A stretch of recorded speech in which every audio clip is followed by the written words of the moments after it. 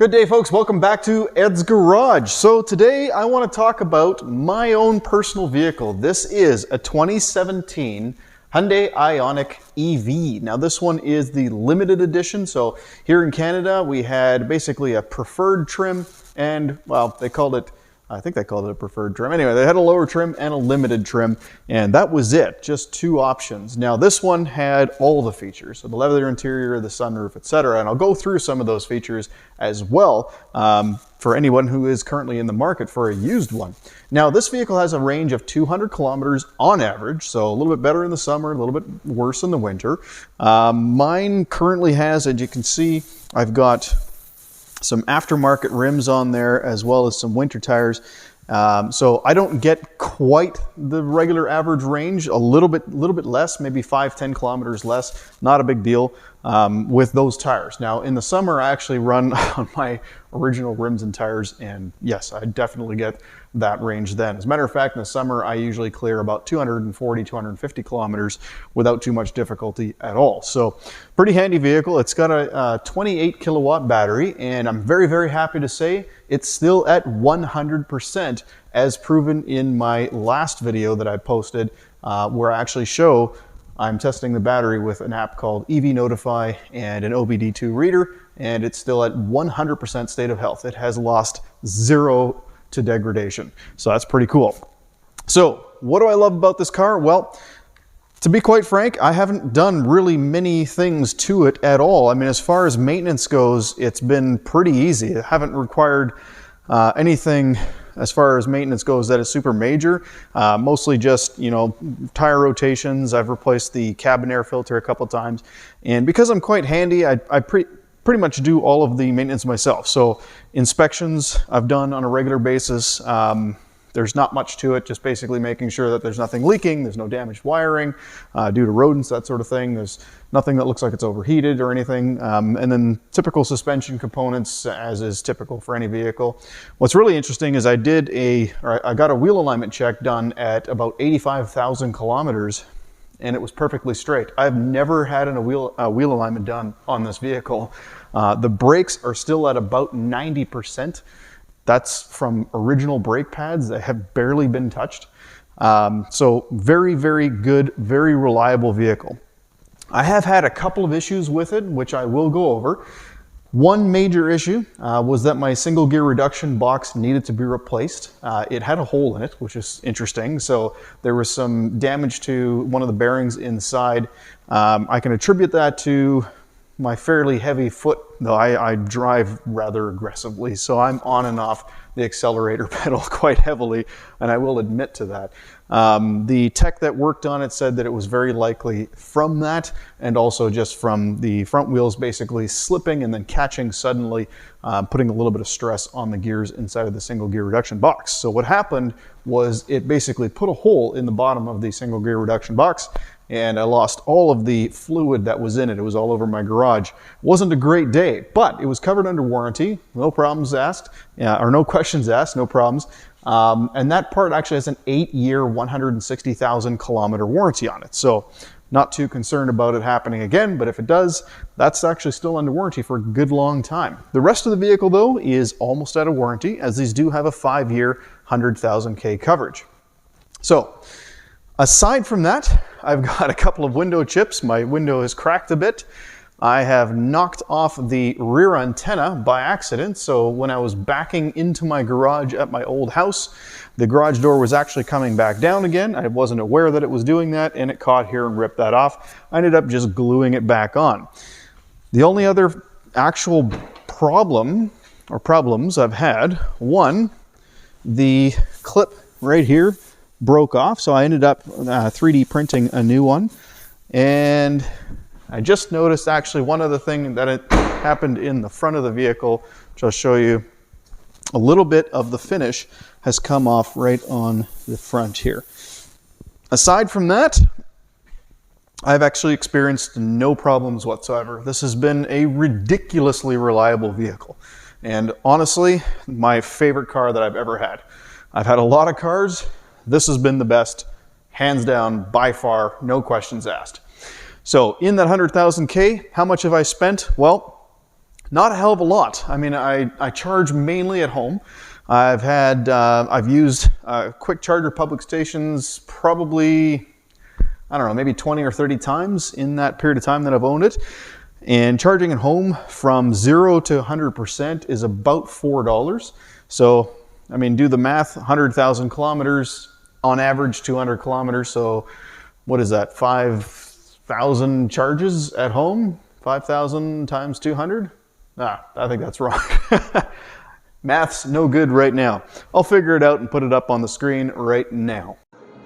So after just under 100,000 kilometers of driving, average range, of course, being about 200 kilometers, which I've definitely had, that's about 500 full charge cycles. Now, obviously, I've done more like, 1,000 half cycles, but for the math, 500 full charge cycles is about $4 per full charge on BC Hydro's electricity costs. So that's about $2,000 of total cost of electricity in the 5 years that I've owned it, and not including the odd quick charge.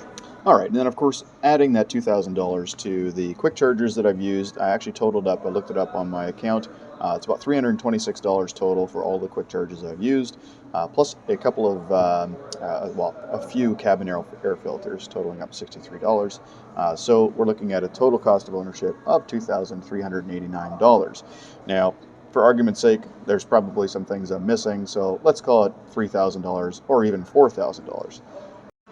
Now, compared to a straight gasoline vehicle that gets an extremely efficient 5 liters per 100 kilometers, or for the purposes of our math, 5,000 liters per 100,000 kilometers,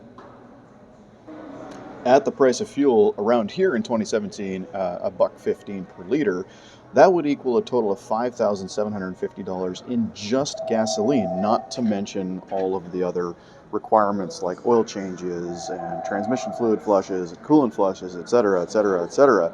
Not to mention gas prices here now are actually $1.80 per liter. So as you can see, I've saved a ton of money on energy costs. So yeah, aside from the charging though, the only other things that I've paid for have been, well, really that wheel alignment and yeah, a couple cabin air filters. So my total cost of ownership on this vehicle, with the exception of the charging obviously, has been a few $100 tops. That's how cheap it is to operate an EV, especially if you can do the inspections on your own. But anyway, let's have a look at this vehicle and kind of go over some of the features on it and some of the reasons why you might want to consider one of these particular electric vehicles. Now, the IONIQ has an incredibly low drag coefficient. It's a 0.24 coefficient of drag. What that essentially means is that it slips through the air very, very nice and cleanly, making it an incredibly, incredibly aerodynamic and energy efficient vehicle. Part of the reason for that, of course, is that there's no grille. You notice there's no little, holes in the front here. There is way down here, there's little vents, and that is basically to cool down the heat pump condenser so that it can actually properly cool the cabin down. But we do also have air curtain pass-through right here. So that actually passes air over the wheels, creating basically a curtain of air that reduces the Venturi effect here and increases the aerodynamic efficiency. Now, it's also a teardrop shape, so the back end of the vehicle comes up. It's quite high, so what they ended up doing was splitting the window. So there's actually a window here and a window here. Now, I do get, or did get, when Hyundai actually did sell these vehicles new, a lot of people that say, I don't know if I like that bar in the back. Honestly, you own this vehicle for a week, doesn't bother you anymore. It's really not an issue. Now, on the 2017 through 2019 models, you can see we've got the LED headlight, or sorry, HID headlights on here. So it's an HID projection headlight, and I can actually hear the ballast kind of whining away and behind the light. Newer models did come with LED lights, so 2020 and up, and they did also redesign the front end a bit. So the headlights are a little bit different on the newer ones, but I actually really like this. It's got this cool sort of LED daytime running light system going here as well as down here. So if the headlights are off, those are actually the daytime running lights. I call this, sorry, it's actually more of an accent lighting. You've got the forward-facing radar right here. And then up in the window, there's actually a forward-facing camera. So the forward-facing radar system and the camera together basically work for the adaptive cruise control as well as the autonomous emergency braking system. One of the things I love about the IONIQ is the fact that the hood and the tailgate are actually both made of aluminum. So they are very, very, very light. I can actually hold this up with one finger, no problem. It's super, super light. Now, don't mind the incredible mess under here. I haven't actually had time to clean it, but as you can tell, we do actually have a accessory battery in this vehicle still. So the accessory battery is essentially what that's doing is it's supplying 12-volt power to all of the components in the vehicle that require things like the headlights, the computers, and the fact that, you know, if you were to get into an accident, there's actually an automatic disconnect for the high voltage battery. But when the high voltage disconnect is active, you do still need 12 volts in order to do things like roll down the windows. So in the event of a collision, there's going to be a lot of good reasons to have that 12-volt battery still intact in the vehicle. All right, let's go around to the back of the vehicle and have a look at the trunk space. As we do so, we're passing by the charging outlet. Now, this charging door, by the way, guys, you'll notice behind it, there's actually two caps. Let's pull the charging cable out here. There is a DC fast charge connection here, so that actually covers this entire port. It's called CCS, or Combined Charging System. And then right above it is the level 2 connector, and that's what I plug into with my home charger. Now, home charger, guys, all you need is 16 amps, 240 volts. Don't let any electricians tell you that you need anything more powerful. It's just a waste of money, to be quite frank. The amount of charge you can put back in the system or in the vehicle every night is about, well, depending on how long it's plugged in, on a regular night, 10 hours say, you can easily get 200 kilometers back in the battery.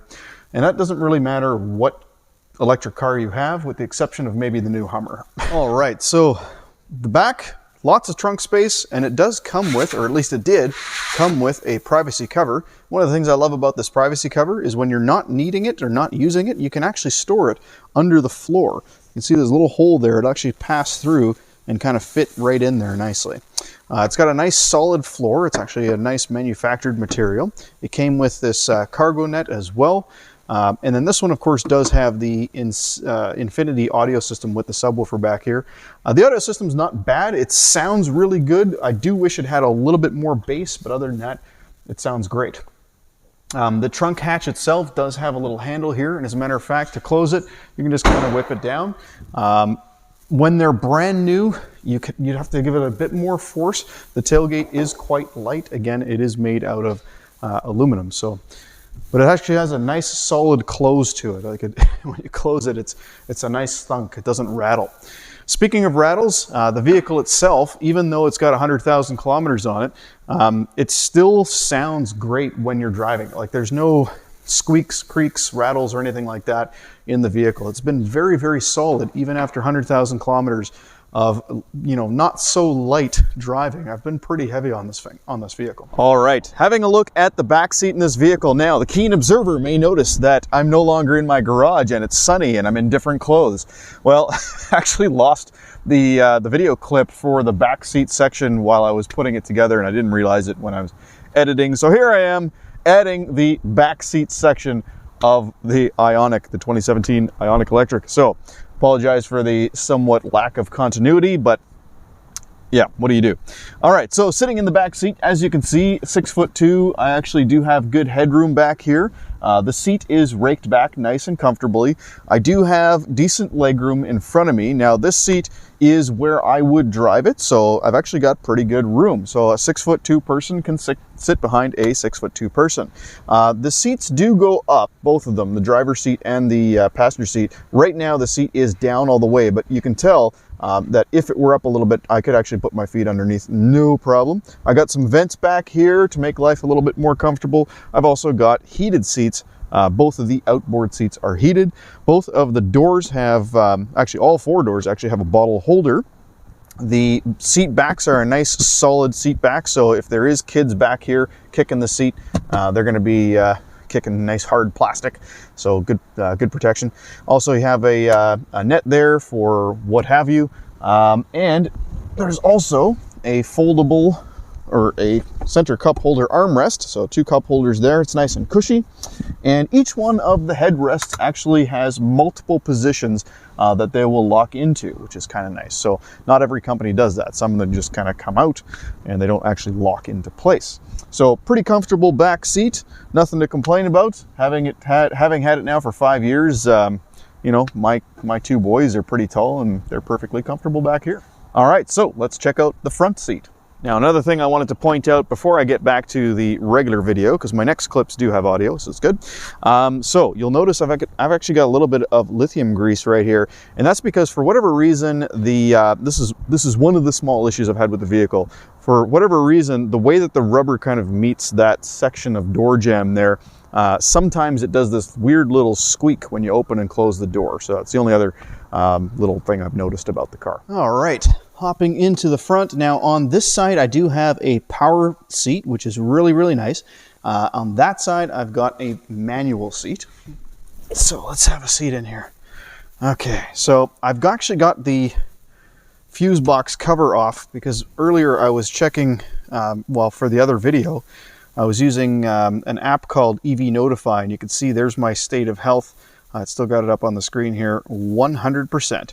So even with 98,554 kilometers, so even with that many kilometers, I still have 100% state of health on the battery. So no problems with the battery, no problems with the suspension, no problems with the wheel alignment. The only major issue I've had is with the single gear reduction box, but again, covered for 8 years or 160,000 K. So I've had very little out-of-pocket maintenance on this vehicle. All right, having a look at the rest of the car's features, I do have a heated steering wheel and it is leather wrapped. Now, if you want to get an idea of how this leather holds up after time, it's actually fantastic. So you can see it's really nice and smooth. When these are brand new, it's kind of funny, they almost feel like a different type of texture, but as you kind of use them, they kind of polish and shine up, and it's really quite nice. As for features on the left-hand side, you can see I've got the dimmer switch, got the blind spot monitoring, I've got lane departure warning on the system, not lane keep assist. That comes in on the 2019 model, if I remember correctly. You got stability and traction control. There's your gas door, your door to open up the charging, button to open up the charging door. It has auto release on the charge handle lock. And then this is a timed charging button. And then here, as I mentioned earlier, we do have memory seats, memory mirrors, as well as the interior lighting level. All of that's remembered with those buttons. Down here on the center console, I've got a electronic e-brake. I've got auto hold, which just keeps the vehicle in place when you let your foot off the brake. I have a heated steering wheel button, as I mentioned, heated seats, 3 levels, both sides, different drive modes, of course, and when you change the drive modes, you'll see it does change a little bit of the instrument cluster as well. Got a shift-by-wire transmission, which is wonderful. I also have single zone climate control with a driver-only function, so it shuts off the entire right side of the vehicle. Now, this is one other gripe I have. This vehicle has an automatic defrost system. You'll notice I've got it turned off. Now, the reason I've got it turned off is because the sensitivity on the defrost is incredibly high. So up here in the window, there's actually a little sensor here. Now, that sensor will come on. It'll basically detect moisture on the windshield and turn on the defrost. I've actually got that disabled because I find that it comes on way too strong, way too soon. And when it does, it actually starts to get a little bit colder in the car because it needs to use air-conditioned air. And then it uses a PTC heater to try to heat that air up. Honestly, it doesn't work as well as just having, heat from the heat pump. So it does have a heat pump, which is, spectacular. At least it does in Canada for the 2017 model. Not every country got a heat pump. But as soon as it uses that heat pump in reverse, it has to put air-conditioned air on the window, and it's not very warm, and you can feel it hitting your face. It drives you crazy. So I've got the auto defrost system turned off, and quite honestly, I can't remember the last time I hit the defrost button. Right below the climate control, you can see I've got a USB port and an auxiliary jack, and there's another USB port. This one is for the Apple CarPlay and Android Auto, which this vehicle did come with as standard. And there's another USB port down here as well. And you notice both of them are lit up. One of my biggest gripes with other vehicles, especially Toyotas, is that their USB ports are never lit up. So trying to find one in the dark is really annoying. So this one, even going back 5 years, they did a great job making sure that those USB ports were lit up and easy to find. All right, above the climate control system, I have the 8-inch touchscreen. Now this, of course, does have a full built-in GPS. So it is also free maps for life now, so you can get updates for free. And it's a pretty good map system, but honestly, I prefer the Android Auto Apple CarPlay, which has worked spectacularly well. I've got an EV button here that I can go and check to see energy information, like, for instance, how much the climate control is using, how much power the electronics are using, the drivetrain, how far I can go with and without climate turned off. So right now, it's funny, say it says with climate off, 167 kilometers, but it's not actually making a difference because it says 167 kilometers anyway. If you're wondering why it's not 200 kilometers, it's because currently it is quite cold out still. It's using historical data. We're only getting up to about 5 degrees on the crappier days, and yesterday was a crappier day. But I've also got winter tires on here and the other rims, so that reduces my range a bit as well. So in the summer, as I mentioned, I'll clear 240K easy. Also in here, we can see the all menus screen. So in the all menu screen, you can see you got radio, music. You can actually look at pictures if you have a USB stick plugged in. But I also want to show you the backup camera. But I need to unplug it for that. So one moment. All right, so when I turn on the backup camera, just by putting it into reverse, you can see there's my garage door right there. If I turn the wheel, it has dynamic steering lines, and you can see the bumper along the bottom of the screen here. So there's the bottom edge of the garage door. It's a very wide angle, very, very high resolution screen. You can see the hinge and the holes where the screws go for the hinge and the garage door. So